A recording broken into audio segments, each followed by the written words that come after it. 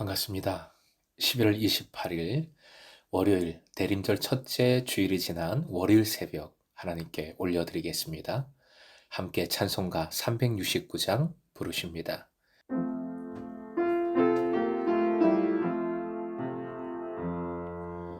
죄짐 맡은 우리 구주 어찌 적은 친근지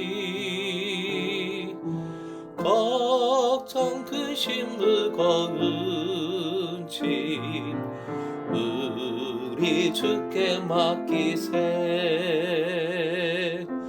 주께 고감 없는 고로 복을 받지 못하네. 사람들이 어찌하여 아랠 줄을 모를까. 근심 걱정 무거운 짐 아니 진짜 누군가. 피난처는 우리 예수 주께 기도드리세. 세상 친구 멸시하고 너를 조롱하여도 예수 품에 안기어서 참된 위로 받겠네. 아멘.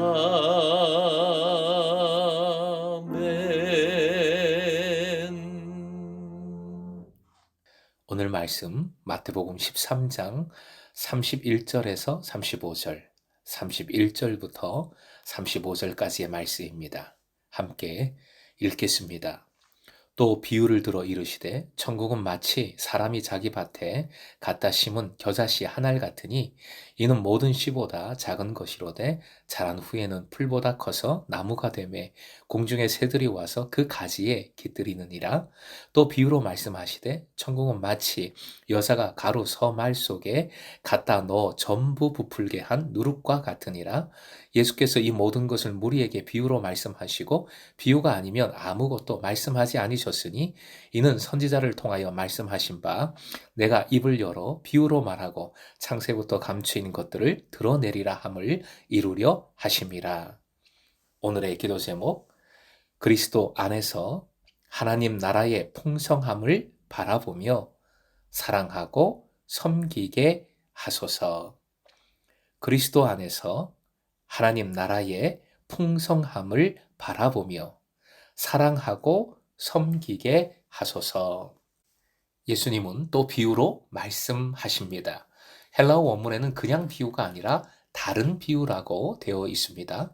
새로운 비유의 말씀을 새롭게 시작하고 있음을 마태는 알리고 있는 겁니다. 우리말 성경에는 비유를 베푼 대상이 나오지 않지만 헬라어 원문에는 그들에게, 즉 무리들에게 라는 표현이 분명히 언급되어 있습니다. 이 비유의 말씀 역시 큰 무리들에게 주시는 말씀입니다. 겨자씨 한 알이라고 말씀하십니다. 농부가 밭에다가 겨자씨를 단 한 알만 심는다는 것은 일반적인 현상이라고 할 수 없습니다. 이 비유는 농사 자체에 관심을 갖고 계신 것이 아니라 농사 자체를 말씀하고자 하시는 것이 아니라 겨자씨와 나무, 그 양자의 관계에 초점을 두고 말씀하시는 것입니다. 이스라엘에는 여러 종류의 겨자가 있다고 합니다. 가장 많은 것은 검은색을 띤 검은 겨자입니다. 32절, 이는 모든 씨보다 작은 것이로되 자란 후에는 풀보다 커서 나무가 되매 라고 말씀하십니다. 먼저 겨자씨, 어떤 종류이든 실제 사람의 눈으로 볼 수 있는 가장 작은 것을 일반적으로 표현하신 것입니다. 자란 후에는 비유의 메시지는 천국의 작은 시작과 큰 결말이라는 대조이기도 하지만 동시에 씨를 뿌리고 자라서 나무가 되는 역동적인 성장의 과정이기도 합니다. 성장의 과정, 여기에 큰 중요성이 있습니다. 예수님과 더불어 시작된 하나님의 나라는 제자 공동체로 확장되었고 마지막에는 온 인류를 포괄할 만큼 성장한다는 것을 보여줍니다. 결국 이 말씀은 예수님의 제자들에 대한 격려와 선교애로의 초청, 촉구로 적용할 수 있습니다. 풀보다 커서 나무가 된다 하십니다. 겨자는 가장 짧은 시간에 자라나는 1년초로서 대개 1.5m 정도 자라나지만 물이 풍부한 요단강 주변에서는 최대 3m까지 자라난 겨자씨, 겨자나무를 발견할 수 있습니다.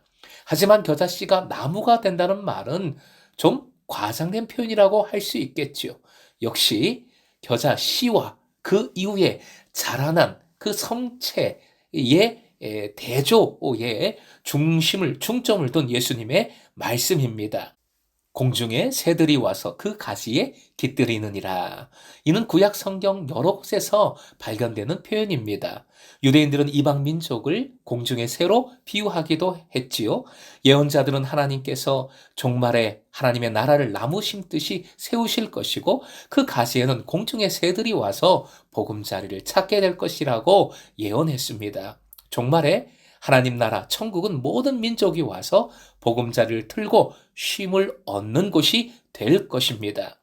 3.23절 누룩의 비유 말씀이 다시 시작됩니다.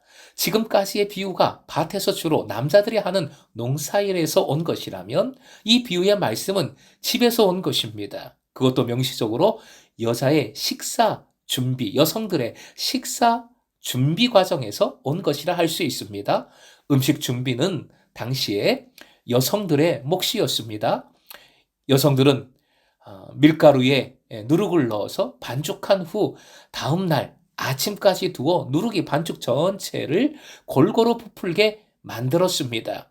서말, 이 말로 번역된 헬라어는 그 양이 생각보다 많습니다. 12.13리터, 13.13리터 정도 되는 분량이라고 하지요.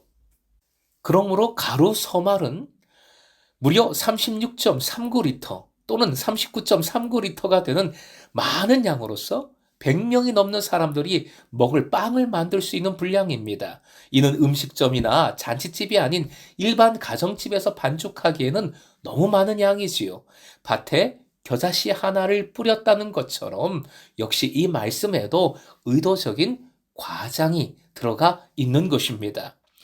누룩, 일반적으로 전염성이 강한 부정적인 의미로 많이 사용했습니다. 유대인들은 유월절을 지키기 위해서 집에서 누룩을 없앴고 하나님께 드리는 제물에는 절대 누룩이 들어가서는 안 됩니다. 하지만 여기서 누룩은 긍정적인 의미로 예수께서 사용하신 것입니다. 구체적으로 예수께서 선포하신 천국 복음입니다.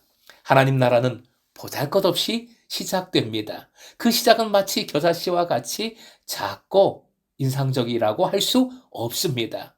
하나님의 나라는 하찮은 것으로 간과되고 무시될 수 있습니다.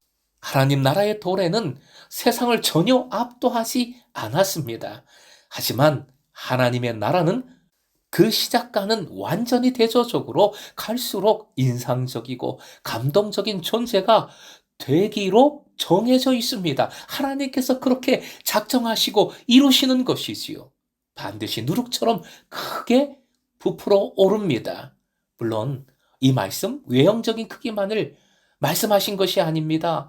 기독교의 결과적 승리만을 강조하신 것이 아니지요. 오히려 겨자씨의 비유나 누룩의 비유 모두 예수께서 명하시는 것은 우리의 그리스도인들의 종말론적인 삶입니다. 오늘도 일상의 자리에서 하나님 나라를 바라보며 새가 그 둥지를 찾듯 주님 품에 거하십시오. 오늘도 하나님 나라의 신령한 떡, 하나님의 말씀을 찾고 사모하십시오. 묵상하십시오. 그리할 때 우리는 종말론적인 삶, 즉 제자의 삶을 일상의 자리에서 살아가는 것입니다. 바로 이 제자의 삶을 통하여 우리 자신이 다른 누군가가 쉴 수 있는 아름드리 나무로 성장하고 다른 누군가를 환대할 수 있는 하늘의 큰 떡으로 풍성하게 되는 줄로 믿습니다. 오늘도 금성의 모든 제자들은 하나님 나라의 풍성함을 바라보며 신뢰하며 예수 그리스도 안에서 더욱 사랑하고 더욱 섬기고 더욱 품어서 하나님 나라의 영광을 충만케 하시길 주님의 이름으로 축원드립니다.